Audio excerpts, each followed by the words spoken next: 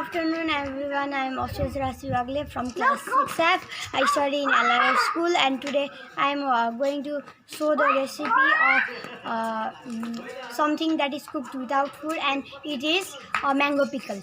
Let's get on going.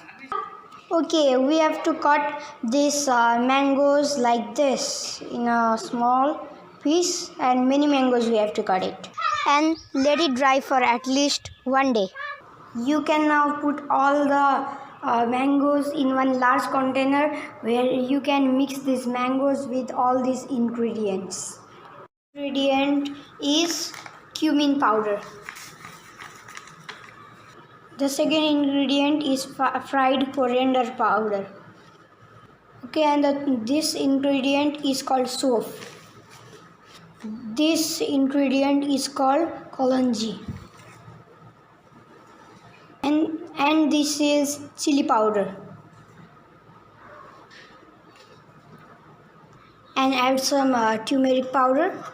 Now insert some salt. Then mix everything with oil.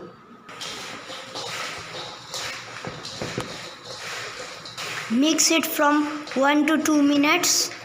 You can keep all these mixtures in a clean jar.